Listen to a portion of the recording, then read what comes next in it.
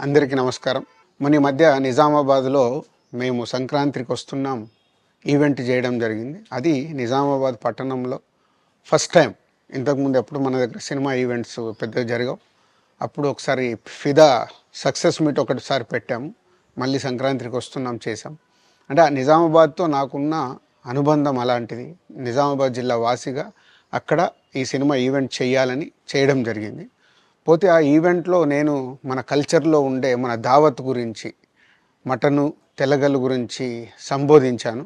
నేను ఆ మాటలల్లో తెలంగాణ వాళ్ళని నేను అవమానించానని, తెలంగాణ నేను హేళన చేశానని కొంతమంది మిత్రులు కామెంట్స్ చేసి సోషల్ మీడియాలో పెట్టారని తెలిసింది.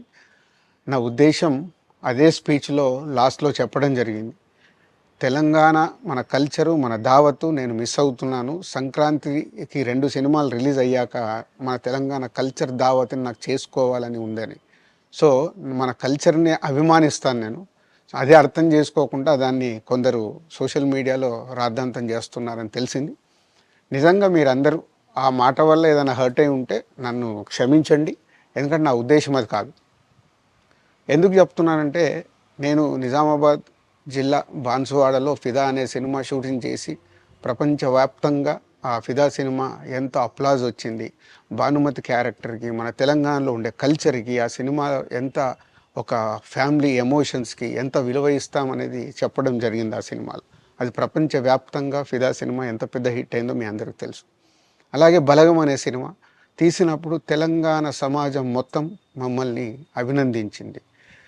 తెలంగాణ ప్రజలందరూ ఆ సినిమాను ఆదరించి ఇది మా సినిమా అని గుండెలకు హత్తుకున్నారు. అన్ని రాజకీయ పార్టీలు ఆ సినిమాని అప్రిషియేట్ చేస్తూ మమ్మల్ని ప్రతి ఒక్క స్టేజ్ దగ్గర తీసుకెళ్ళి అభినందించారు అన్ని రాజకీయ పార్టీలు. సో ఒక తెలంగాణ వాసిగా ఒక తెలంగాణని అభిమానించే నేను తెలంగాణని హేళన చేస్తానని ఎలా అనుకున్నారో నాకు తెలియదు. పోతే దాంట్లో ఏదైనా మీ కమ్యూనికేషన్లో తప్పుగా అర్థమైంటే నన్ను క్షమించండి. మీ మనోభావాలు ఆ కొందరు ఎవరైతే దెబ్బతిన్నాయని అనుకుంటున్నారో వాళ్ళందరికీ నా విజ్ఞప్తి, మీ మనోభావాలు దెబ్బతింటే నన్ను క్షమించండి.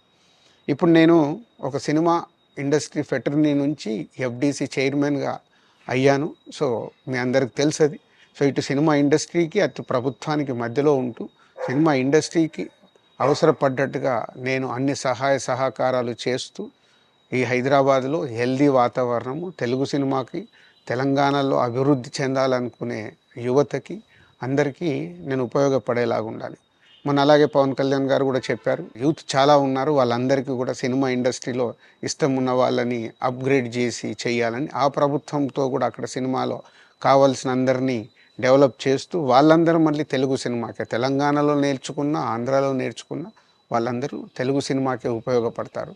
సో అందరికీ తెలంగాణలో ఉండే అన్ని రాజకీయ పార్టీలకి నా విజ్ఞప్తి, నన్ను రాజకీయాల్లోకి లాగకండి. అలాగే ఎఫ్డీసీ అనేది కూడా సినిమాకి ఉపయోగపడేలాంటి అభివృద్ధి పనుల గురించి అవే చేస్తాను తప్పితే అది రాజకీయాలకు సంబంధించింది కాదు. ఎఫ్డీసీ కానీ నేను కానీ సినిమాలకే ఉపయోగపడతాము. ఇది అన్ని రాజకీయ పార్టీలు అర్థం చేసుకొని ఫర్దర్గా నన్ను ఇలాంటి అవసరం లేని వీటిలోకి లాగకూడదు అని మీ అందరికీ, అన్ని రాజకీయ పార్టీలకు నా విజ్ఞప్తి.